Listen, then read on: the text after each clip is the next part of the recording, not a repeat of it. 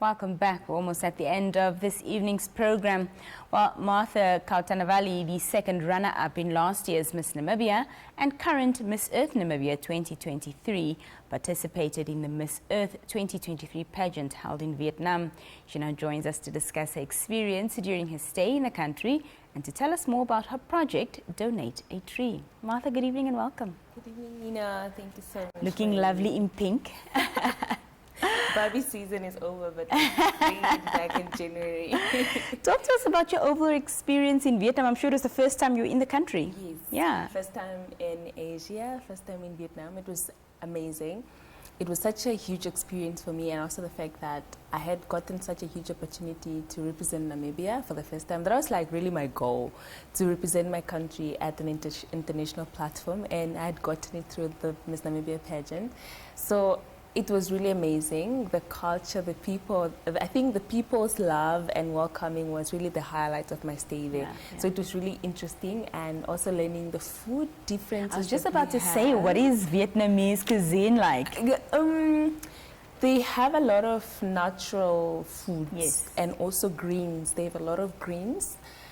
The meat, not so much, because no, Namibians are the kings and queens of meat. Coming from Namibia, going over there to eat the meat, I'm like, no, it's fine. This is not meat.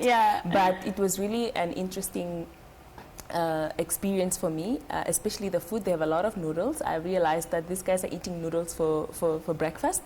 Almost everything is noodles, and I thought noodles was such a huge meal for breakfast, but they were having it like nothing is it's like normal. So for me, it was really the people, and also the other girls, the other delegates from about 86 different countries. Wow. So it was really a massive, I'd say, experience for me. Very, very new, brand new to this whole pageant thing, but also loving the environment, loving all the goals that the pageant represents. Fantastic. Talk to us about what motivated you to embark on this Miss Earth 2023 journey, and of course how you see it aligning with your commitment to sustainable development as a civil engineer.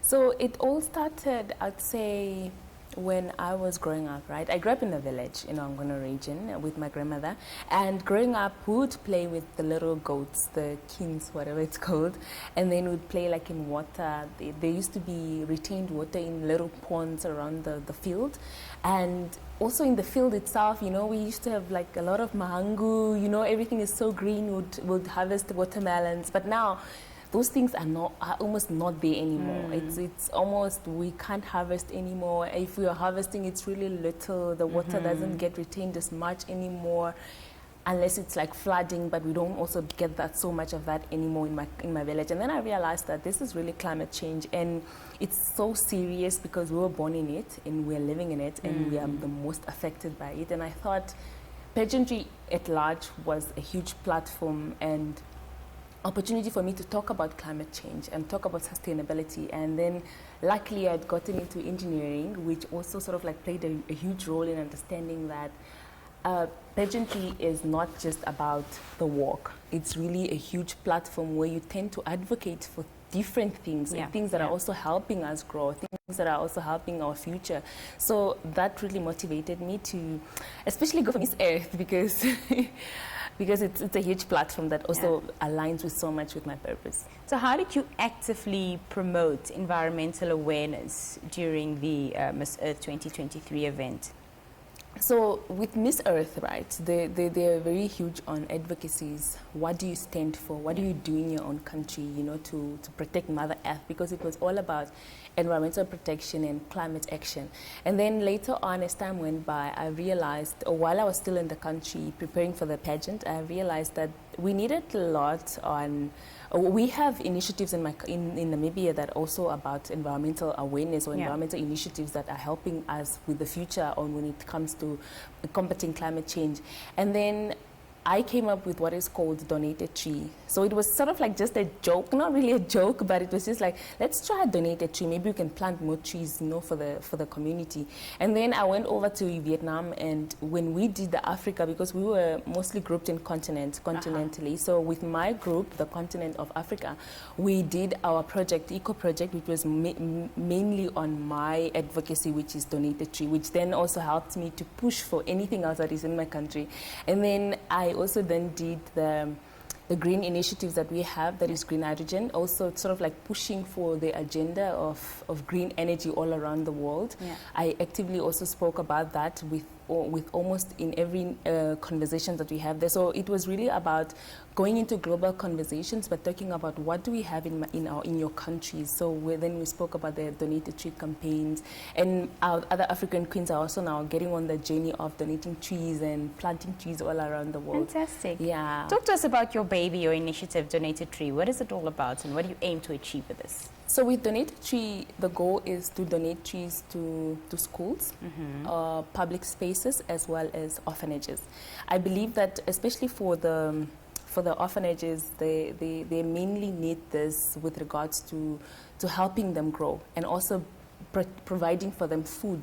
So it's fruit trees and vegetables, all these little things that can actually provide for them to eat, but a sustainable way. So when we are visiting these orphanages, we are encouraging them to have gardens, backyard gardens, just for them to be able to provide for themselves food.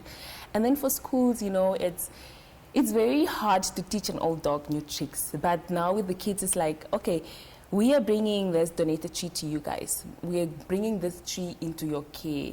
So you have to be responsible for it, and you don't just leave it here at the school, but you take it with to at home. You take it with wherever you go and make it yours. Right. So that is the goal, to just have these young boys and girls to understand the importance of planting trees for our communities, for the future, and also because the trees solve a lot of problems, I realized, from hunger to soil degradation that we have in Namibia, floods, and also hunger in itself. So, and now the carbon emissions in the atmosphere, it solves a lot of problems. So it's really hitting a lot of birds with one stone. Yeah. Just as water is life, trees is life as well. Yes, yes. Well, thank you so much. That's all the time we have, Martha, but we appreciate you joining us, and all the best with your endeavors. Thank you so much. It was an honor having me here. Indeed it was.